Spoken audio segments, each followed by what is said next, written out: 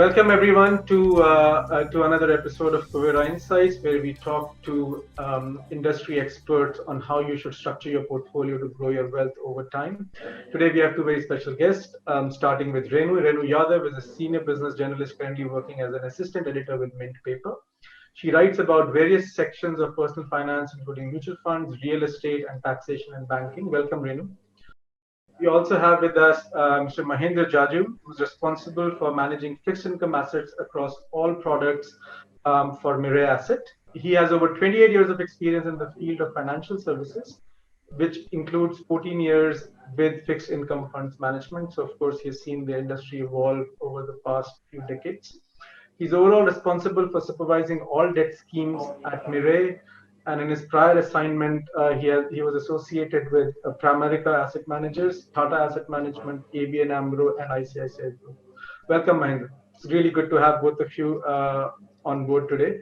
So let me just cut directly straight into this, right? Let's first start with two basic questions. Mahendra, the first one is for you.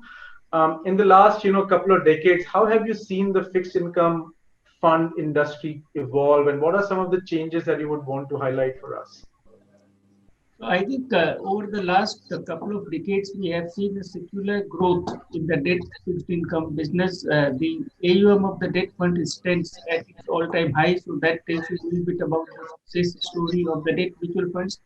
In India, historically, debt has been a defensive option, and people largely put money into debt to save and not to invest.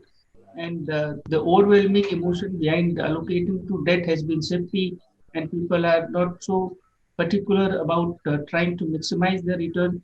In the last 5 years, in particular, we have seen a significant change in the behavior pattern, the new age thinking, and with a lot of effort on part of educating the investors on behalf of the industry by MP, by experts like you, the media. There is an emerging trend where we are seeing increasingly higher participation from the non-institutional segment, and people are now beginning to think in terms of debt as a part of their asset allocation, and with the objective to uh, make good returns rather than just being safety. There has been a few hiccups from time to time. Over the last 2 decades, we have seen a few crises in the market. There was this big global financial crisis in 2008. We had the taper tantrum in 2013. Then we had a big scare in 2018 when Fed started increasing rates. Last 3 years have in particular been very, very difficult for the credit markets. The good news is that every of these crises, the industry has shown its ability to survive and grow, give the confidence back to the investors, and I think people are now beginning to realize that it is perhaps better to take an interest rate volatility risk in debt funds than to go for aggressive credit. And I am happy that having had so many bumps into this journey, today the industry stands very, very uh, encouraging. And in the last 3 years in particular, we have seen some many very, very meaningful changes from the regulatory side. I think the regulators have done a great job. Today, let me just tell you two quick pointers. One is the categorization of the debt scheme. So there has always been this doubt as to what scheme means what kind of debt fund is good for a certain type of investor. I think with the categorization of the schemes, it is increasingly easier for an investor to identify what fund suits his requirement. And second, a very recent change, that is the riskometer for the debt scheme. So earlier, people were able to get a broad brush sense of what a debt fund really is in terms of its character, but riskometer gives you the nuances of the portfolio. So it has the uh, in building of the liquidity risk, the credit risk, and the uh, interest rate risk together. So I think that blending will give a much deeper reflection of how the portfolio is. So I think these are some of the very encouraging trends. So I can conclude by saying that there is a foundation stone laid for the next leg of the growth of the debt mutual funds, and we are seeing wider and wider participation from the industry. Great, Yeah, Just adding to one point, you talked about the riskometer. So just before we dive in deeper, what are some of the basic concepts you think that a retail investor should be aware of before they start investing in debt funds? Like at the bare minimum, what are the say top three concepts that they should understand? I think the investors need to have a clarity in terms of what is their objective to invest, what is the time frame to Right. invest, what is the kind of risk they want to take. If they understand these three things, then I think the debt investing is very, very simple. Most of the time, uh, there is a sense that you get that people say we don't understand debt funds, they're too complicated. That's not exactly the case. In my view, it is the objective setting and the risk profiling that needs to improve. And as I said earlier, there's a lot of education that is happening. There's a lot more awareness that we observe today. So investors need to understand what is their investment time horizon. So Fair if enough. they have a long-term horizon, they should look at a long-term bond fund. If they have a very short transactional kind of approach, they should look at a liquid fund. Then the second part is that what kind of a risk preference they have. Now, in case of debt funds, the risk is largely split into two segments. One is the interest rate volatility risk, the other is the credit risk. Our personal thought is that the credit risk is rather permanent in nature. Interest rate volatility is cyclical in nature. So if one has investment horizon long enough, he will be able to get out of it. So investors should avoid aggressive credit risk positioning in the debt funds because debt funds are largely for safe and reasonable return. If someone wants to take aggressive credit risk, maybe he can look at a stressed debt fund or a AIF where he'll get rewarded for the risk he's taking. And finally, he needs to understand the liquidity risk. Now, liquidity risk is largely in case of investors not very significant because they can redeem from the fund at any time. Now, there are closed-ended funds where there is no redemption possible. Then there are longer-term funds where the redemption is possible on any given day, but with a exit load. And then there are short-term funds where there is no exit load. So there are liquidity risks on two parts. The liquidity risk of the inherent portfolio, whether the portfolio has a liquid, securities, etc. And then what kind of a liquidity risk or a liquidity creating penalty in terms of exit risk that the investor has to pay. So once he has the three points clear in his mind, then it becomes very simple to invest in debt funds.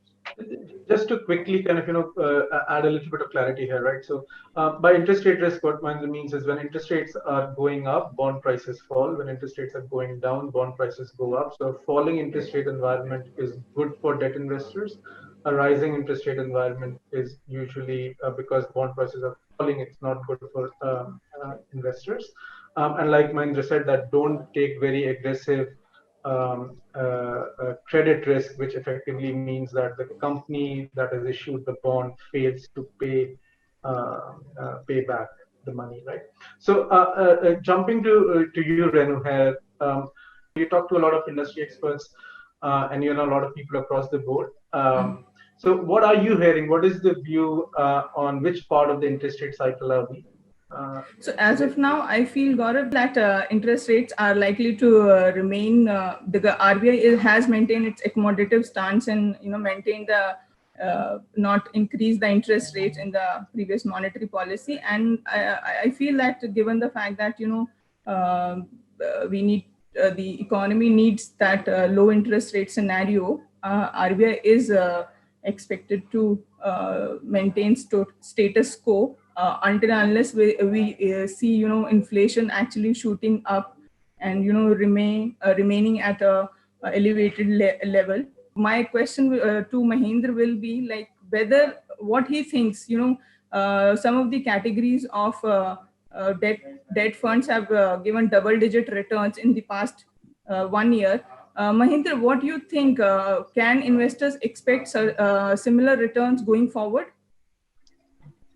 So, Renu, first of all, I agree with you that we should not see any, significant spike in the rates in the immediate future because we have at this point a reasonably stable macro environment where the global tailwinds are still supportive for low interest rates.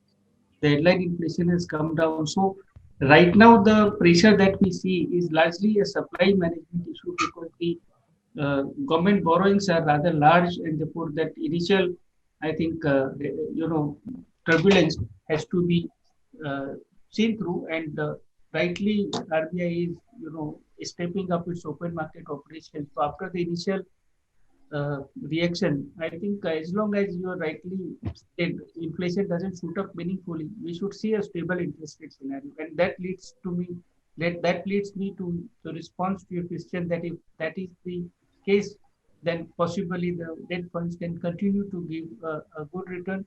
Now, I think there is a good chance that in the second half of the year, though we see some pressure on the interest rate. So uh, yeah, I think another angle to look at the interest rate environment is also that interest rates have possibly bottomed out in the current cycle. And at some point, when the economy grows at 10%, there will be inflationary pressure.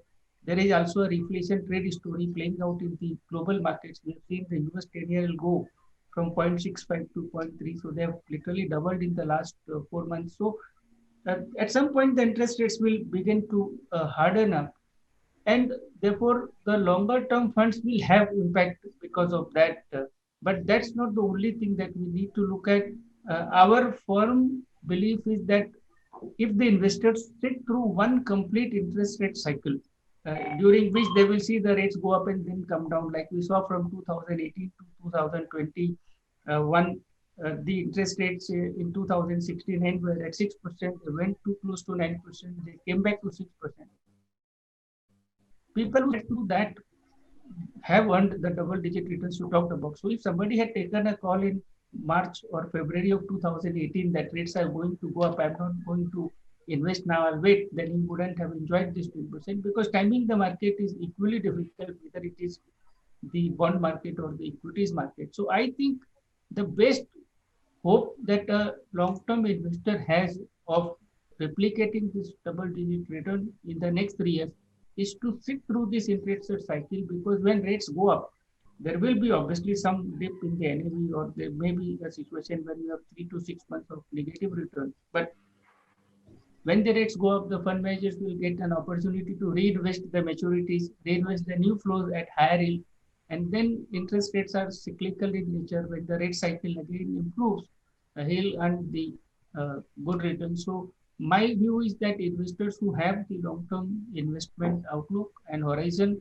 who have patience with a little bit of volatility, simply need to do nothing to get the same return in the next 3 years. Fair enough, fair enough. And I think there's also this whole, the investor should also look at it from the perspective of relative returns, right? So it's not just whether on an absolute level, your debt portfolio, what your debt portfolio returns are, but also relative to equity. Because one of the key benefits of debt investing is the diversification benefit, right? So maybe if interest rates do go up, and say maybe there are some shocks and interest rates do go up steeply, yes, your debt funds will not perform as well as they have done in the past few years, but then your equity markets will perform even, or at least the expectation would be that the equity market will perform even worse, right? So you're still better off having an allocation to debt to kind of manage that. Which I think brings us to the next point of discussion we have is, a lot of people are sitting on a lot of gains over the past couple of years, especially a lot of new investors have come in March. And I know before we started, you were talking about how people in different age brackets should invest. So if you can, talk a bit more about how some of the new investors that are coming into the stock market, say, post March of 2020, who have then seen a significant gain in their portfolio, how should they think about debt, and how should they think about fixed income investing?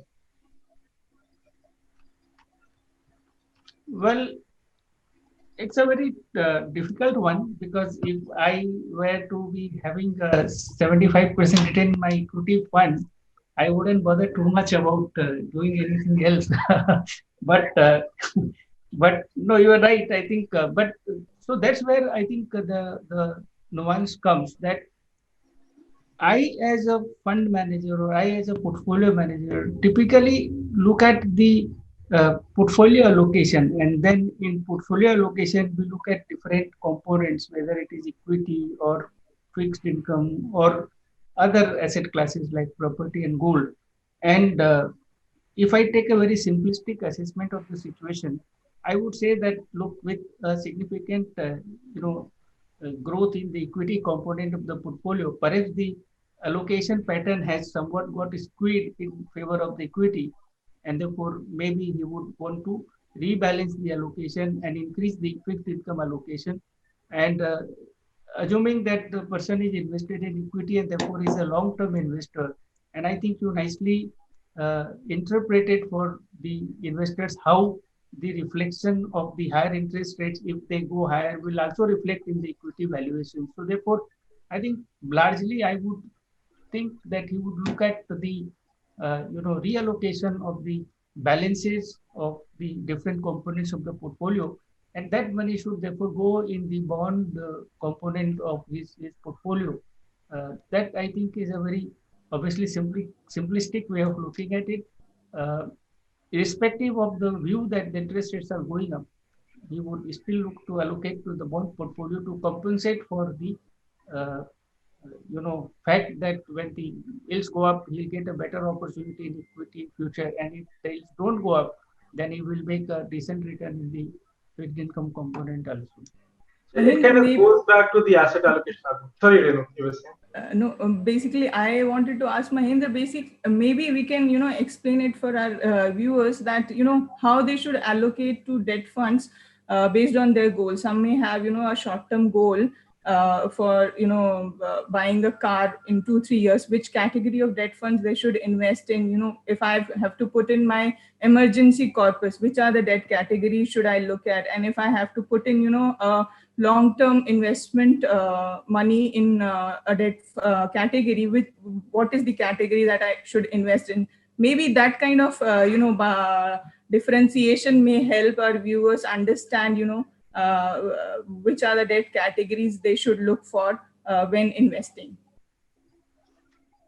No, thank you, but I think this question is directed at the wrong end. I think Arav is the expert in portfolio advisory, but let me just make a small attempt because my field is the portfolio management. But I think largely we can look at the investors from a long-term investment horizon and short-term investment horizon, and then the goal-based investing versus a surplus investment, and then finally the ability to take risk, because a lot of people in India typically when it comes to debt have a huge ability to take risks, but they are so defensive. Their overwhelming emotion when they invest in debt is that of fear that I should never have a negative return, or I should not for a second have a depletion of my capital. So I would say that if the investor has an investment horizon of 3 years or more, which typically means that he will have seen one complete interest rate cycle based on the historical patterns, then he should look at a bond fund, because then the return, extra return that he can generate because of the market volatility is going to be significantly higher. But if he's looking to use that money in the next 3 to 6 months, then he should look at relatively safer and less volatile options like the liquid fund or the ultra short term fund. So essentially, it is a function of what is the investment horizon. Because let's say if he has only 6 months to invest, and then after 3 months, for some reason, inflation shoots up or something happens in the global market, interest rates become volatile, he will lose, and he may not be able to achieve his purpose, say, of buying that car. But if he invests for 3 years, if suppose he starts investing for a car which he wants to buy after 3 years, then I think it is important that he invests in a bond fund, because it is also possible that in 3 years the car prices go up because of the inflation or other factors, and therefore he needs to earn that much higher, and therefore he needs to take that extra alpha generation potential, which will come with a volatility possibility. But then, because he's a long-term investor and patient, that volatility will eventually work in his favor. So, I don't know if I have answered it correctly, because that's not my area. So maybe Gaurav can add something there. No, Mahendra, I think the original point you made, which was kind of, that in India somehow people have over time gotten used to the fact that your stock portfolio can go down. We get so many queries if a bond fund goes down, or if a credit risk fund goes down, or if a gilt, which is Government of India debt, effectively that goes down. And I think it's a behavioral problem to solve, and I think I agree with Mahendra a lot there. If you have a long-term goal, if you have a 10-year goal, then the debt in that goal should be kind of longer term as well. You can take on risk there. But I think behaviorally, though, what we hear from a lot of our investors, we have a two-fund portfolio where we allocate to liquid funds on the debt side, right? And we kind of learned this lesson in a bit of a painful way, and I'll give you the anecdote. So when we launched for longer duration goals, we used to actually allocate to a 10-year constant maturity gilt, right? That was the allocation for the longer term goals. But there's 2018 happened when long term gilt didn't do that well. And the overwhelming question was literally this: hey, I expect to lose money on the equity side, so that's where I'm taking risk. But I'm losing money on the debt side. And of course, the answer is, hey, you know what? It's a 6-year goal, right? Like it's always relative valuation, right? And that's what matters. And if gilts are not doing that well, the likelihood that the equity market is doing very well is really high. So what you have to think about it at a portfolio level returns. I think that point that Mahendra made about this almost like this extra expectation that this has to be as safe as FD. So I shouldn't see anything negative, but I should jump. I should get 3% more or 4% more. It's almost unrealistic, and I think that a lot of education needs to be done. That, hey, you know what? Just like you think about equity for 3 years and 5 years and 10 years differently, you should think about debt funds for 3 years and 5 years and 10 years differently. Sorry. So if I may ask a question here, we have seen in the last 2-3 years in particular, apart from the investor education initiative that MP or SEBI has taken, there is a significantly higher coverage of fixed income in the media, and people like Renu have done a great job there. Experts like you people have been talking more and more of fixed income. So you rightly pointed about the past behavior pattern, but do you think any emerging trend of people beginning to appreciate this new initiative and begin to have a little more confidence and allocation towards the right products? Mahendra, I would like to add that, on the education part, there is still a lot more needs to be done because, even after the categorization, we need to understand it from the investor's point of view. Debt investors in India are mostly FD investors. They look at traditional instruments because they provide safety, guarantee returns. And, so in debt funds, even after the categorization, there are 16 categories. So for a normal layman investor to understand these categories and choose, the fund is a difficult task. And so we need to educate them more about this, how they are different in terms, in terms of categorization, why these have been done. And maybe we can bifurcate it for, retail investors and institutional investors, the categories. Also, if you look at FDs and traditional instrument, the differentiating factor is just interest rates. In debt funds, investors need to understand different types of risks that you explain: liquidity risk, interest rate risk, and credit risk. So there is a lot more that needs to be done on the education side on the debt funds. I still feel that because investors, even our readers, send us these questions where they really are not able to differentiate between two categories of debt funds. And the recent events where we have seen some of the debt funds in liquid category also deliver negative returns. So that has impacted the image of debt funds as a safe investment. Of course, it was limited to few funds and few categories, but yeah, it has impacted investors' perception. So I personally believe that a lot more needs to be done on the education side on the debt funds. I would No, that's agree. a very fair point. I think it's never going to be enough. But I think both you and me don't directly deal with investors. So let's hear from Gaurav what is his experience on, because they deal with the investors I was directly actually for going to say the same. whom both. Education, financial education is like an unending well. It's never enough.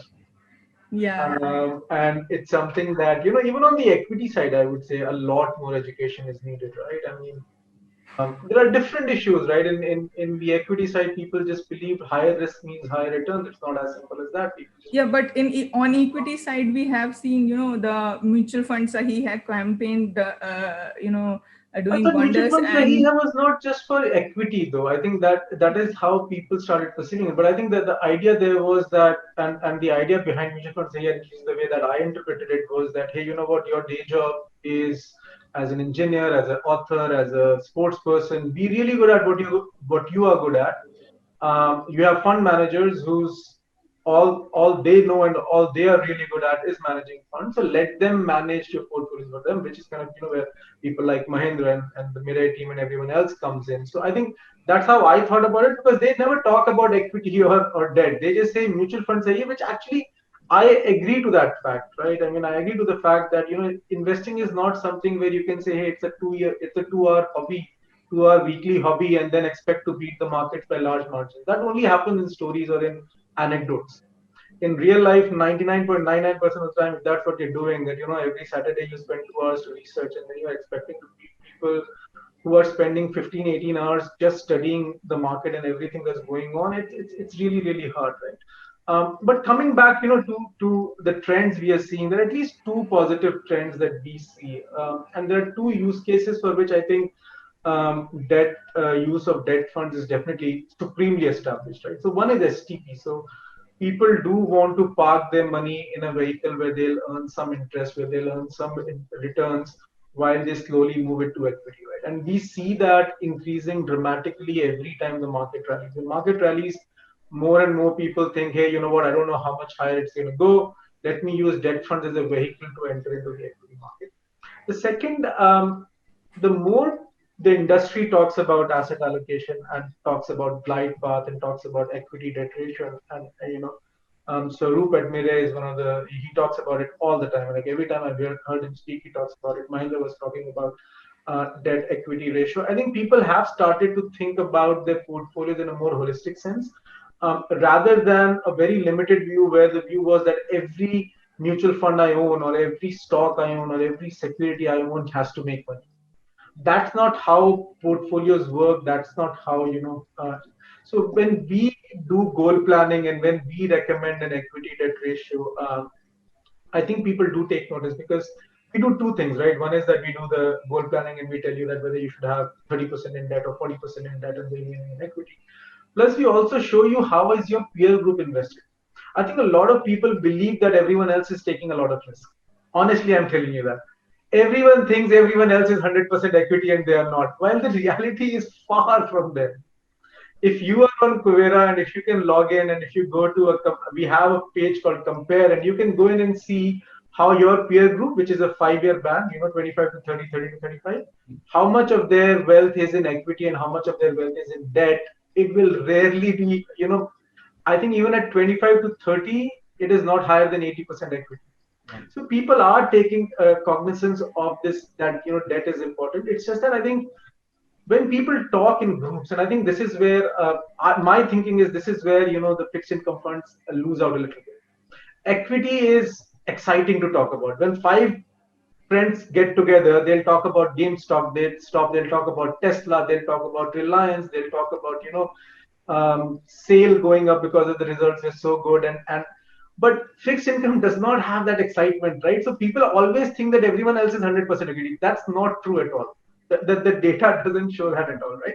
And like Mahendra also said, the way that industry is growing, the way the retail participation in debt is growing, someone is already investing there, and people are getting that, okay, you know what, I need debt for multiple reasons. So I agree, we need more education, but I would say we always need more education. That's not going to change in the next couple of years. But we definitely see signs where if you show people the right data, if you show people the right constructs, they do understand the importance of having a well-diversified portfolio, of having a good asset allocation that's going to help them in the long term. I don't know, Mahendra, if this kind of touch bases on what you were looking at, but no, true. I think there is a lot of takeaway for me also from what you said. I think it really touches somewhere in the real world how each of us are positioned vis-a-vis. And I really liked how you said that everyone thinks about others and then mentally they compare. I think that's very important to understand, because I think you rightly touched on that fact that investment is 80% temperament, 20% skills, and skills are available through experts like you, but it's the temperament where exactly whether that person listens to the right advice and acts. So I think that's very important. Thank you for a very comprehensive description. Just to wrap up, it's just like a fun question. How much of debt do you guys have in your portfolio? I mean, I have about 22% in debt. So my breakup is roughly 78% is equity, 11% is debt, and 11% is gold. Mahindra and Renu, if you want to share that. Yeah, I am a bit conservative investors and I have certain short-term goals. So for that, I have allocated more to debt as of now. So it's 60-40, 60 in equity and 40 in debt. Okay.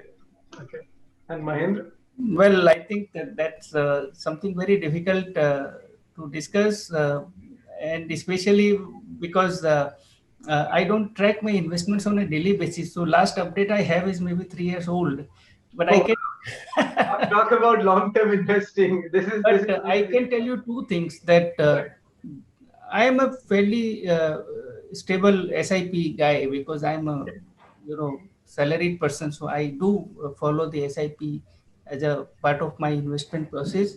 And the only thing I can share with you is that my oldest investment in mutual funds is more than 15 years old. So wow, I think so that's we all have a lot to learn from you in that department.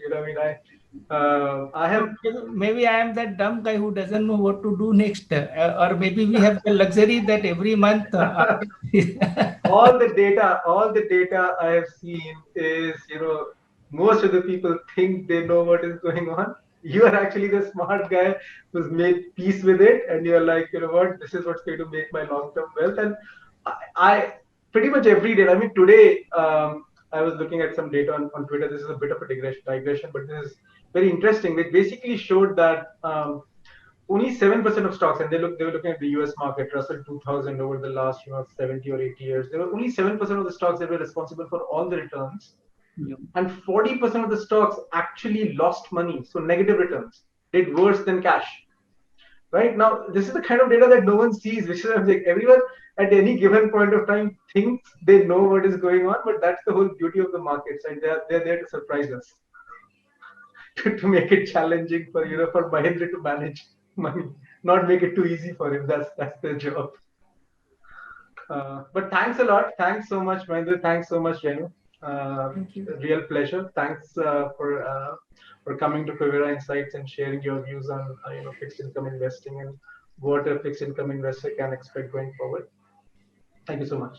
Thank you so much. And I just want to close by saying that please, whatever I have discussed today, read it in conjunction with the disclaimers and disclosures in our scheme of our documents website, because we are regulated professionals. So that's my request. Thank you so much once again for inviting us today for this interesting discussion.